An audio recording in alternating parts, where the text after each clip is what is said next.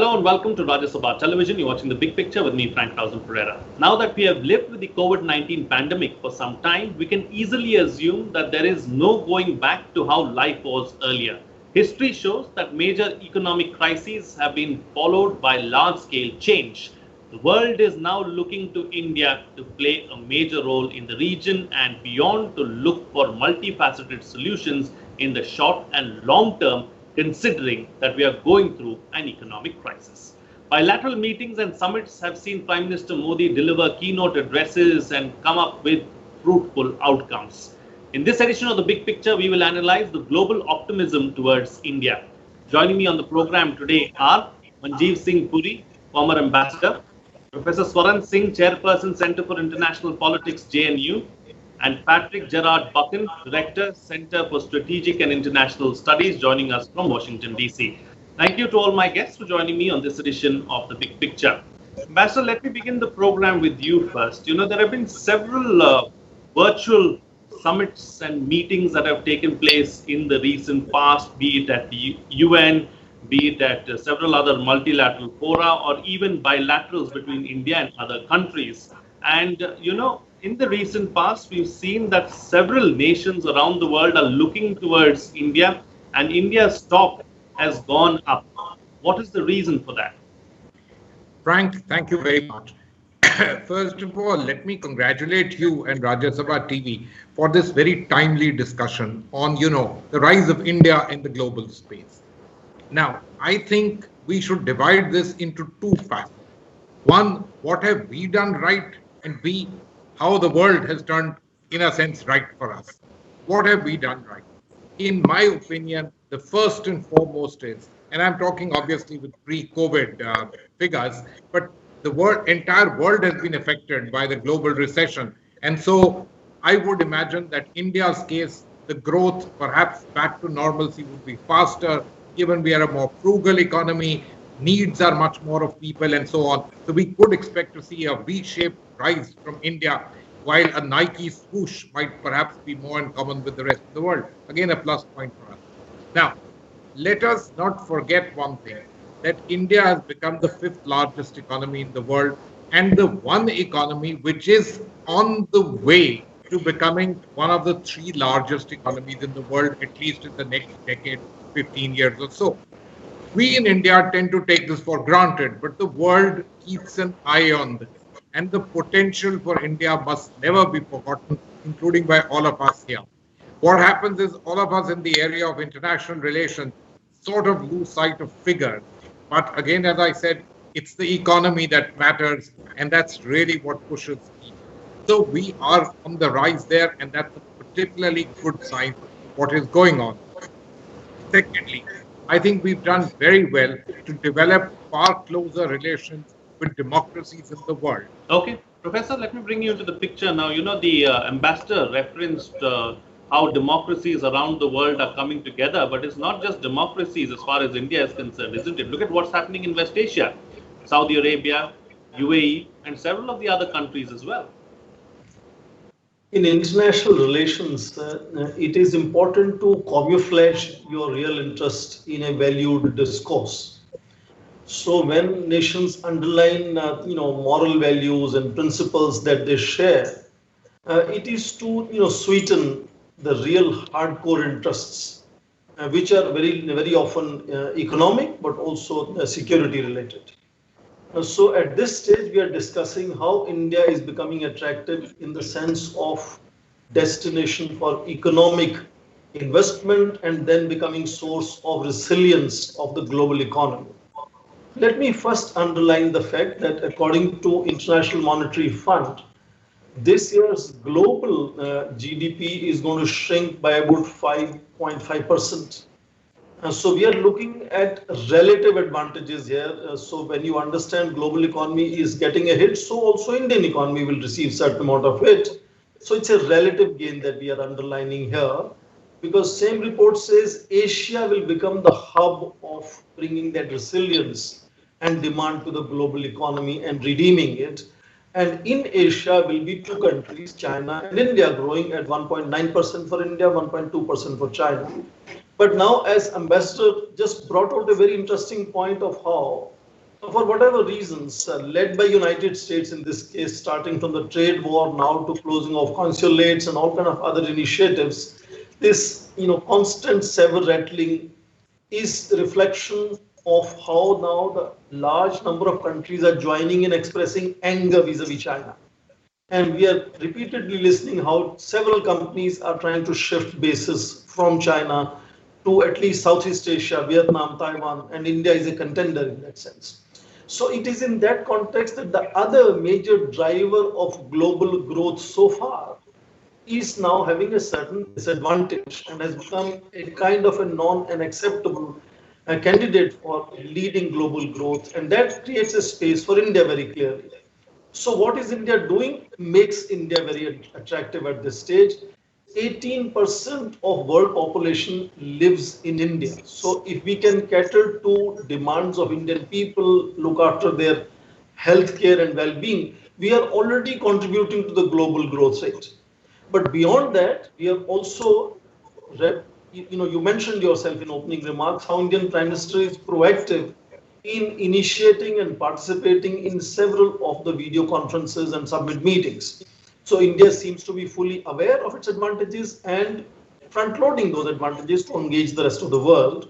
And therefore, I think that inherent niche advantage of India is being front-loaded and shown to the world to attract foreign direct investment. In fact, just before COVID-19, India had reached the highest mark of foreign direct investment last year.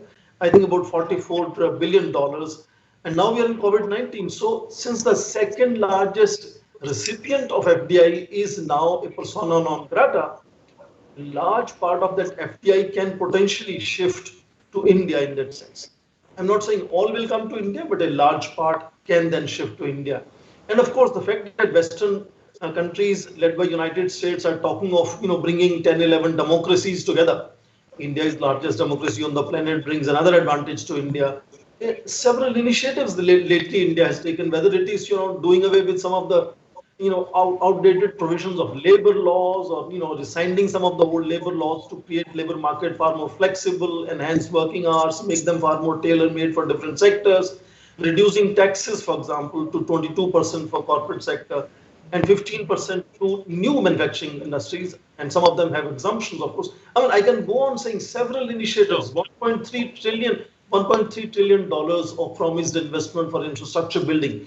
These are all, I think, very timely in that sense, which could perhaps, in that relative situation of who will lead the global growth, could make India the locomotive of global growth post-COVID-19. Absolutely. All right. So, Patrick, let me bring you into the picture now. From an outsider looking inside, looking in, what is it that the world is looking at when it looks at India? Why is it that the world wants to engage so much more with India now? Well, thanks, Frank. I think both the professor and ambassador highlighted very clearly and very eloquently why the world is now looking to India. The way history has now taken its course between much of the failed assumptions that many thought regarding China, that being that China would, through liberal market reform, would ultimately lead to political reform, which would lead to China assuming a more benign position in the global system. Well, we've seen over the last 5 years, certainly, and that is accelerating the trend in the last 2 years, that is just simply not the case. That was a false and in many ways naive assumption. So naturally, the great powers, principally the United States and its allies and friends who look to the United States as the world leader, look to a country like India because all the metrics are there for the United States and India to partner in some form of Indo-Pacific leadership. And I would put along there countries like smaller powers like Japan, South Korea, and Australia. But clearly what the world looks to with India is its phenomenal growth, and particularly in the last 25 years. It's putting off its shackles, if you will, of its previous non-aligned mentality that it took post-independence. its clear strategic growth, not just in the economic realm, but in its participation in multilateral and bilateral fora, and additionally the strength of its armed forces. For the first time in many years as well, as the professor pointed out, the shift of global power has now moved firmly to the Indo-Pacific. India, through its geography, its unique geography, not only holds a place on continental Eurasia, but with its two oceans looking both to the east and the west, it is ideally located as a geostrategic power in line with its economic and military power. So for the United States, when it looks to the region to offset Chinese power, India is the absolute natural partner of choice. Absolutely, absolutely. All right, so we've touched upon Europe, we touched upon the United States as well. I think, Ambassador, you brought up the US, or was it Professor? I can't quite remember. But, a lot is made about what's happening in the region, in India's immediate neighborhood. And, the press is all about trouble and about, all the negative news that we've seen. But there's also a lot of positivity, isn't there? You look at Sri Lanka and the currency swap deal that we've had with Sri Lanka. You look at Bangladesh and the transshipment partnership that we worked out with Bangladesh. The locomotives as well now, more recently. Then there is Maldives, there is Bhutan. So it's not all bad in the neighborhood as well. You want me to? Yeah, it's for you. Yeah. Frank, look, the neighborhood is always very challenging. And also remember the history as well as the geography of our neighborhood.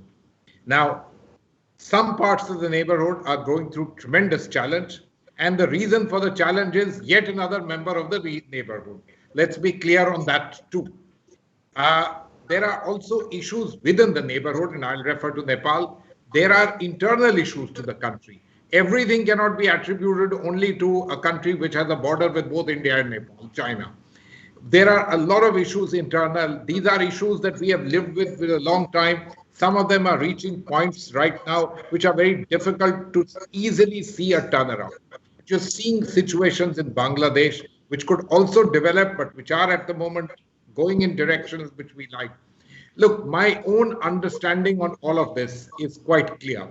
As India grows its economy, as we become a country which is attractive to the middle classes and the growing people in all our neighborhood, what happens is the attraction towards us and we being a source for being able to supply their aspirations becomes much better and much easier. And at the end of the day, let's remember one thing. Countries in our neighborhood are also growing. They've benefited through globalization in a very big way. I mentioned to you Nepal, small little country. 30% of its GDP comes from remittances.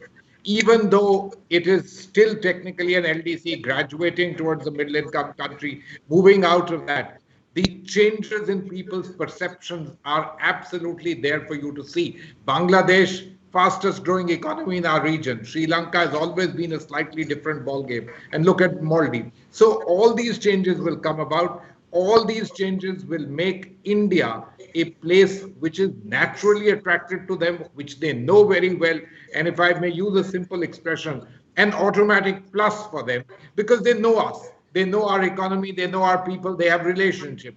When you can do what their aspirations are, things become that much easier. So look, I'm very hopeful and very positive that the way the world is changing, the way we are changing and taking advantage of the opportunities in the world, the opening of the economy, which Professor Swaran Singh very rightly mentioned, each and every one of them will give us a fillip for our economy, and that in turn will lead to a far greater and brighter element of attracting ourselves even to those in the neighborhood who have historically, for a variety of reasons, had what is called the angst of the small state. But despite that, these things will move forward. And this is our plus point. And it's one that we are leveraging and leveraging well, not only in domestic terms, I mean, in terms of the international connections that we are putting together, reaching out across the world to the largest economy in the world, of course, the United States, but also to the Europeans,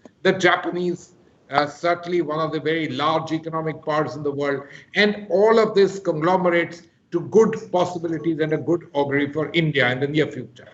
Absolutely. All right. Let me bring in another facet, another element into the picture now. Professor, India is also very strongly and very aggressively trying to work out FTAs with, like-minded countries, be it the European Union, be it the UK, be it the US as well. It's difficult with the US, understandable, because there are several challenges, but it's not lost because we are working constantly to try and get that as well, at least a limited trade deal for the time being.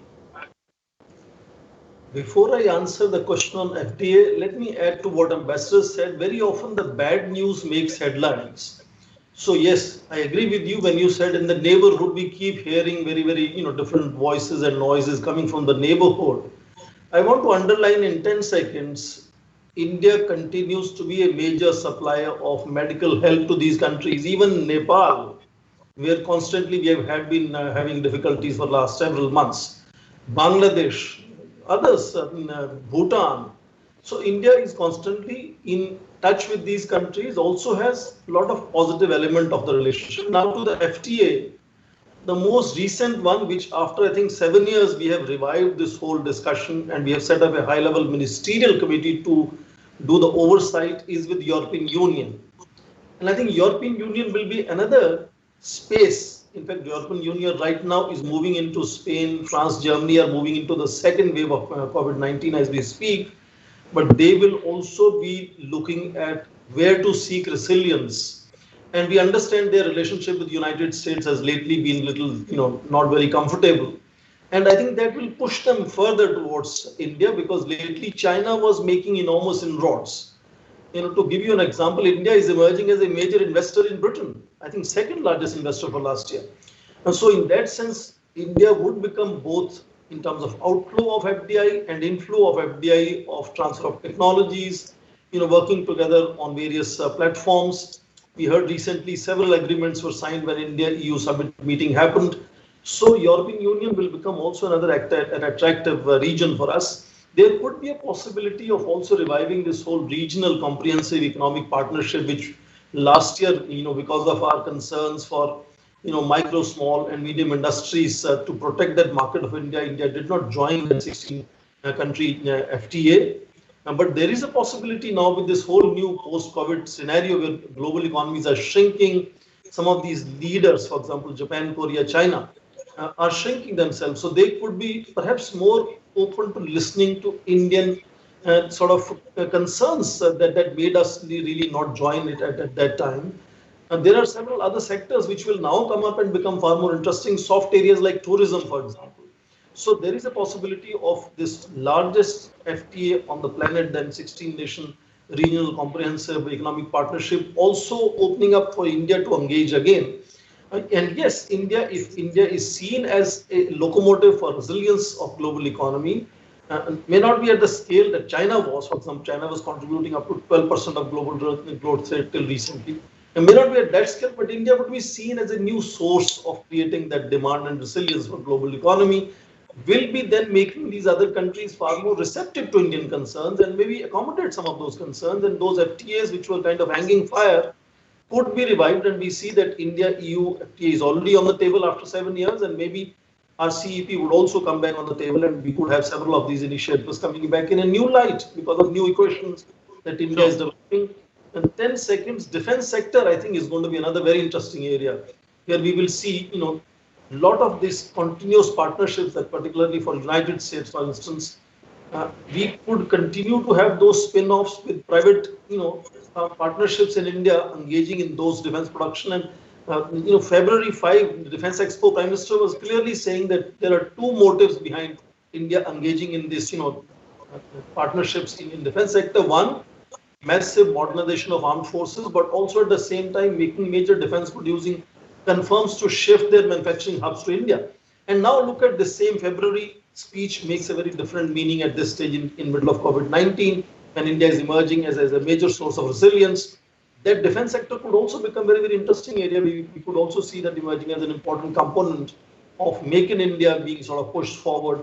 And that way, Indian economy itself rising, faster than even International Monetary Fund conceived of when they launched their report in April this year. Absolutely. Talking about defense, the first batch of Rafales are also on their way, and they should be here very soon. So that is a big feather in our hat as well. But Patrick, let's talk about everything that's happening in the United States and what the Secretary of State has been saying. Of course, he's constantly been talking about India, has been praising India. He's been, lauding India's efforts really on several fronts and wants India to play a bigger role in the region and in the Indo-Pacific as well. What's the, the game plan there as far as the United States is concerned for India? Yeah, I think, Frank, I recall this about a year ago, the Pew organisation published a poll on US thinking towards India. And we saw dramatic rises in the way Americans viewed India. And I'm not talking about strategic elites. I'm talking about average Americans who perhaps don't follow international relations as closely as perhaps ourselves and those who are watching your program. And so what was extraordinary was the rise of American average American, and I don't say that in a demeaning way, but average Americans' views of India and the role India plays in the world. I do put that down to several things. I put that down to the rhetoric we see out of the administration. You referenced Secretary Pompeo's speech, in which the United States firmly places India on the table as a major strategic partner of the United States. On the back of Trump's visit several months ago, the successful visit to India. But I also wouldn't downplay the success, the unparalleled success in many ways of the Indian diaspora here in the United States, which has been an extraordinary commitment to the American ideal over the last 30 years, but also the highly visual place that many Americans of Indian descent have played in the US economy. From the administration's point of view, and I note that this is not just from the Trump administration's point of view. We saw this in the Obama administration, and should there be a Biden administration, I think Indians need to brace themselves that more will be asked of India and more pressure will be placed on India to play an even greater role in not only securing the freedoms in the Indo-Pacific, but indeed in offsetting China. I think the recent border tensions between India and China received a lot of press attention here in the United States. Many Americans perhaps weren't aware of those pre-existing issues going back to the early 1960s. And it did take it took many Americans, I think, with a bit of shock that these tensions do exist. I think many Americans think of Indian security issues through the prism of Pakistan rather than China. And now that Americans are aware, particularly of the long-standing fraught relationship in many ways between India and China, that is again added to American consciousness of where India stands in the region, where India stands in the world, and most importantly, where India stands in terms of its relationship with the United States. We've spoken before, Frank, on your show. Those tensions all the way back to Mrs. Gandhi and Mr. Nixon, they seem so long ago. It's almost unimaginable for the United States to be in such a position now with its relationship with India, which certainly stands alongside its relationship with countries like Japan and Australia, notwithstanding the fact that India is not obviously a security treaty ally yet of the United States and may not become so, but it's certainly viewed as a paramount power in the region. Absolutely. A lot of time and a lot of water has flown under the bridge really from those days to now, and it's a different time altogether and a different era.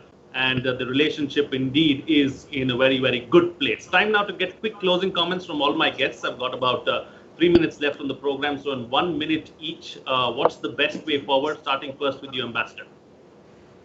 Frank, thank you. And I'm very happy to hear both Patrick and Professor Swaran Singh echo the same thing.